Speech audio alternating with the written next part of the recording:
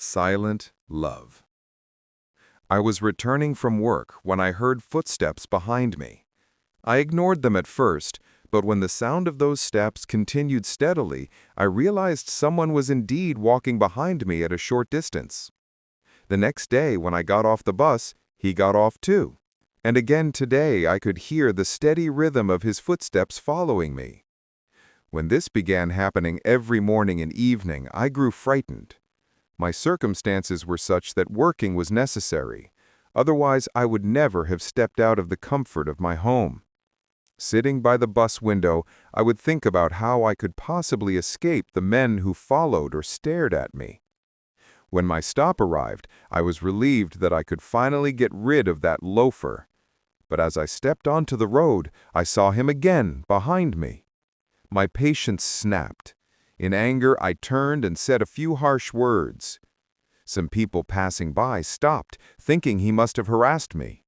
They stepped forward to teach him a lesson. The young man panicked and said, "By God, I didn't do anything. I was just going my own way. Maybe there's been some misunderstanding." One of them asked me, "Did he harass you?" "No, he didn't," I replied, "but he has been following me." "I'm not following her," he said. "This is the way to my house. I'm just going home. Is it a crime to walk to your own house now?" I didn't turn back to see what those people did to him. I just walked away quickly, though the sound of commotion followed me all the way. When I reached home, I was tired and anxious. Evening turned into night, but I couldn't shake off my gloom. The next day when I went to the bus stop, he was there again. But today, the brightness of his face was gone. He glanced at me once, then lowered his eyes. I understood then.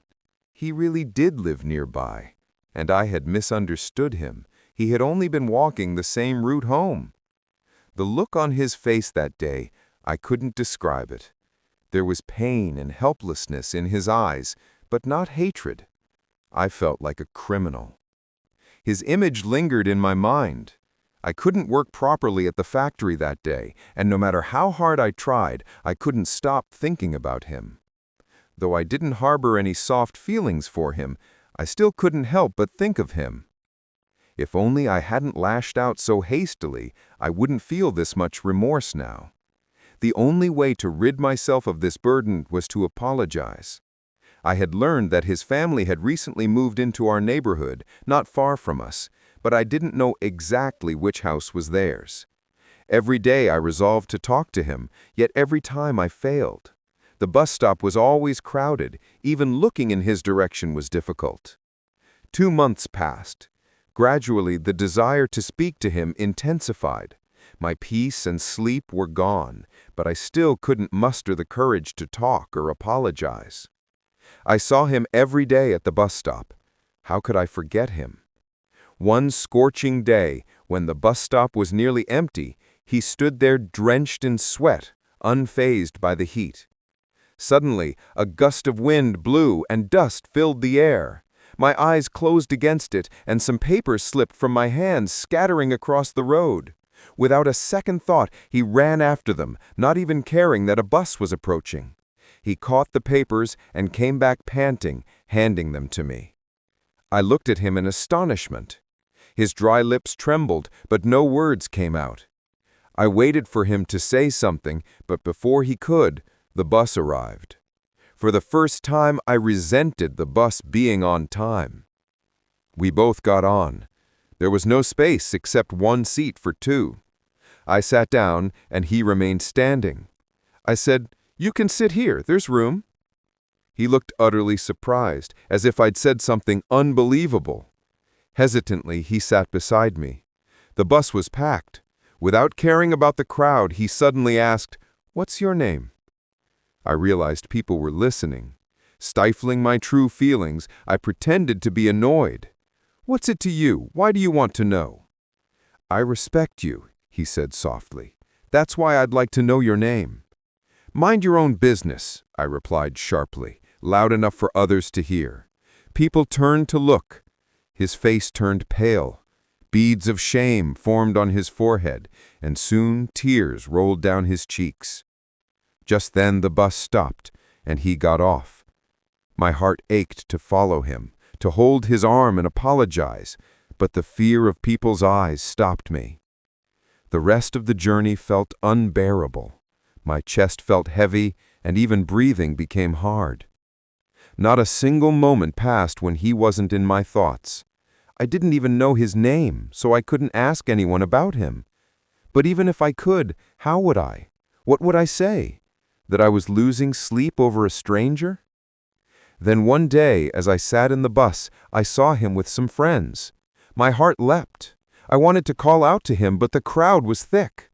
His friends were talking, but he was silent, uninterested. Then his eyes met mine, and immediately he turned and got off the bus.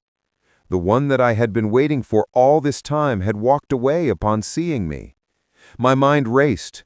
Why not ask his friends about him? I turned to one and said, "He's my cousin. Why did he get off suddenly?" "Who?" one asked. "The one who just got off." "Oh, a Fock," another replied. I breathed a sigh of relief. At least now I knew his name. "Could you please give him a message from me? I really need to talk to him. Or better, take me to his house. I seem to have forgotten where it is." "Sure, sister," one of them said. When I got off my stop, a boy named Rashid came along and led the way to a Fock's home. His sister greeted us warmly. It was winter. He was lying on a cot in the sun, his arm covering his face. I went closer and called softly, "A Fock." He lifted his arm and looked at me with wide, startled eyes. "I've come to make peace," I said, "to apologize, and to tell you that my mother wants to meet you." There was a deep sadness in his eyes. I felt responsible for that.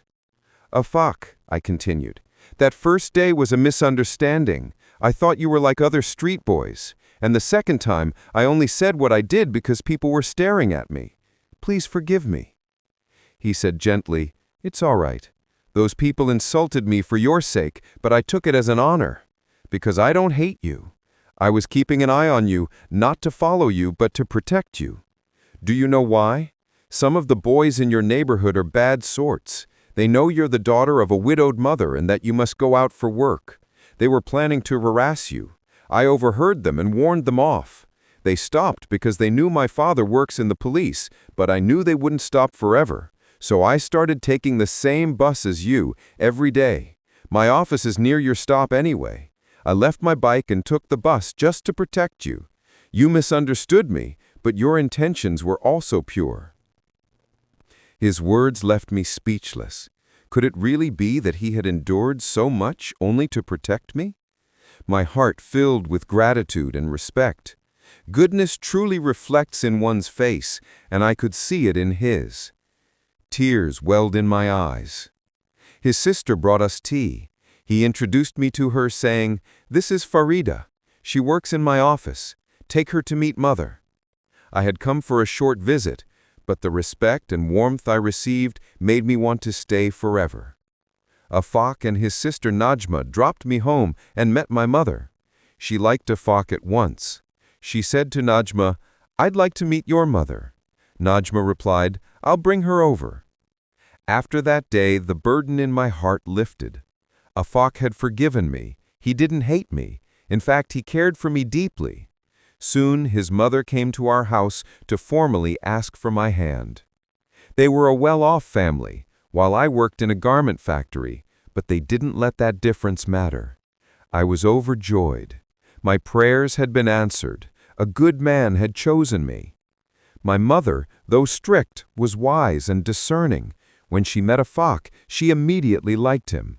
And so, Afaq and I were married. I was fortunate to become the wife of a noble man and the daughter-in-law of a respectable family. They gave me love and honor. And I often think, had my fate not led me to the right person, my life could easily have been ruined.